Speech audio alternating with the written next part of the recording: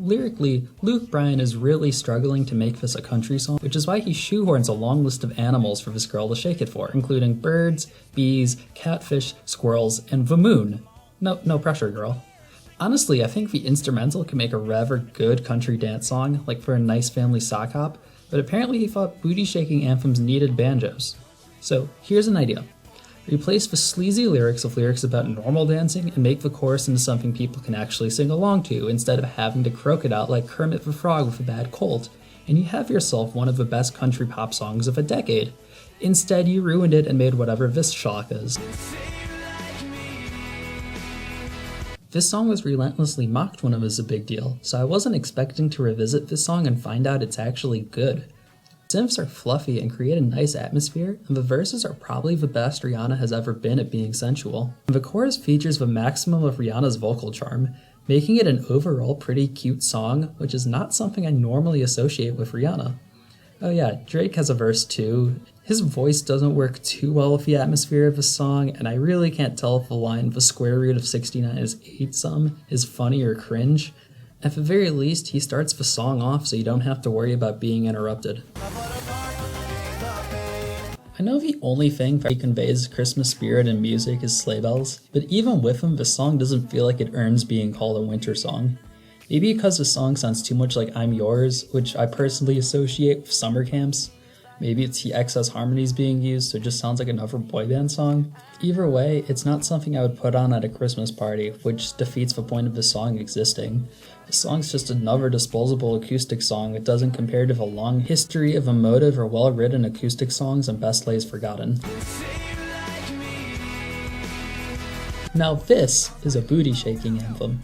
All of her rappers have a sick groove to them that makes you want to swing back and forth while getting glow in the club to the blaring synths. This one's hard to talk about because it's just a song with a great hook that makes you want to move to the distinct rap verses. You could say that it puts me in a French house. Hey Maroon 5, this is your manager, just wanting to know how the next big hit's coming along. Oh, it's coming along great. This is going to top the charts for sure. We play 2 chords for 4 minutes while I just be annoying and say nonsense over the top of it. And just to switch it up, we can bring in a singer I have zero chemistry with. Well, I'm willing to give it a shot, but it sounds like you'll be getting to reach the bottom of the barrel there. Oh, don't worry, we're not even halfway down. Among other dance songs of the time, this one has always stood out to me for having a slightly odd structure, namely delaying the chorus similar to a power ballad. This song is really making you wait for the world to end so you can go all out, giving you small tastes until the chorus finally kicks in after 2.5 minutes. The chorus is worth waiting for, an explosion of 2011 electropop that never fails to put me in the club mood. More remarkable is the first part of the song doesn't fall into the power ballad trap of starting too boring. While the A section of the song is fairly standard for the time, the B section makes you go all out until you start to believe the world actually is ending. When this song came out, I liked it more than other pop songs of the time because it was a rock song, and now that I'm older, I realize that this is the equivalent of someone who's only taken Chinese 1 trying to sing in Chinese. I mean, I'm not even sure if the song has a guitar in it. People have been calling out the soulless, empty, emotionless appropriation of rock music since it was released, so there's really no criticism that I can lob of it that you haven't heard before. I'm just pretty late to the bandwagon.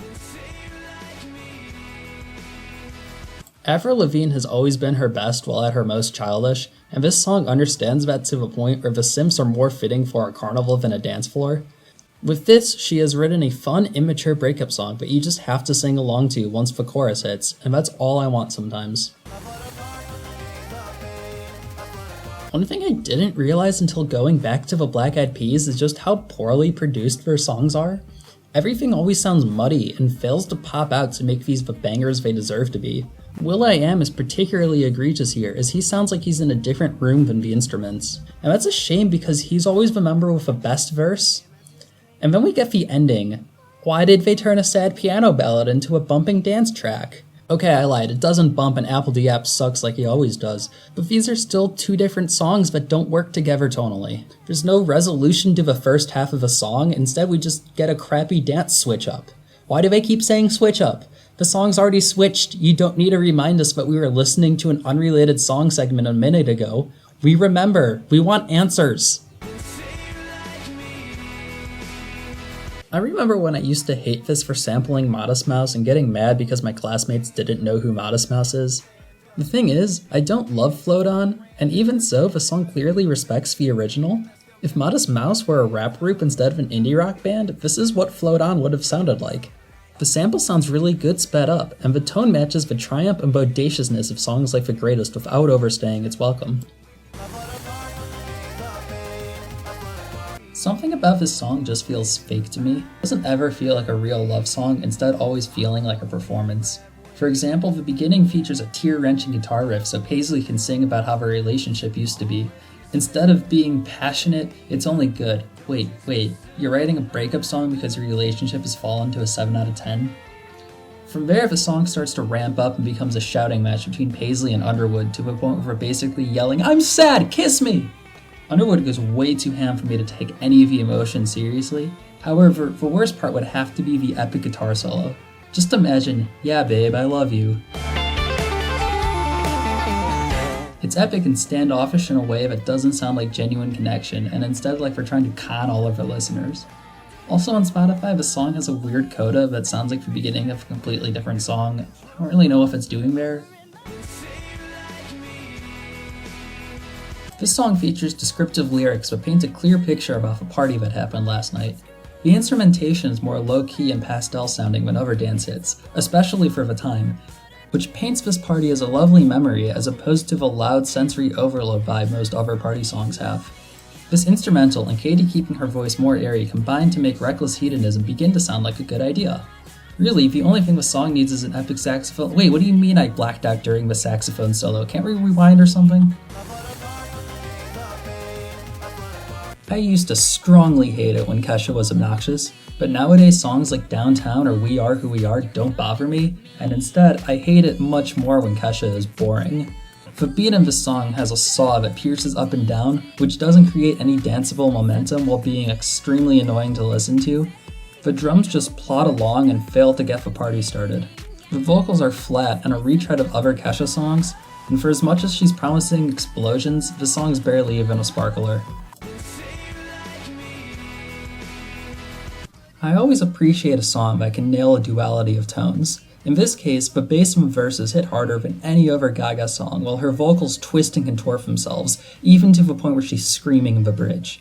But once the chorus hits, the bass mostly drops out, only sticking around because it has to carry the beat, and Gaga's vocals become a lot more girly, making the song feel much more like our traditional poppy love song.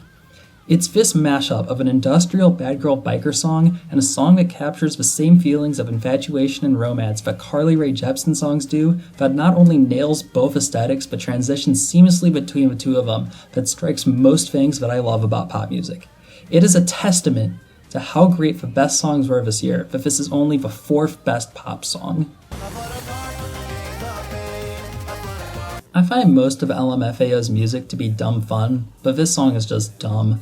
The whole song is trying to play off as a raunchy power fantasy as some kind of joke, only they didn't write anything funny, so the song comes across as too genuine.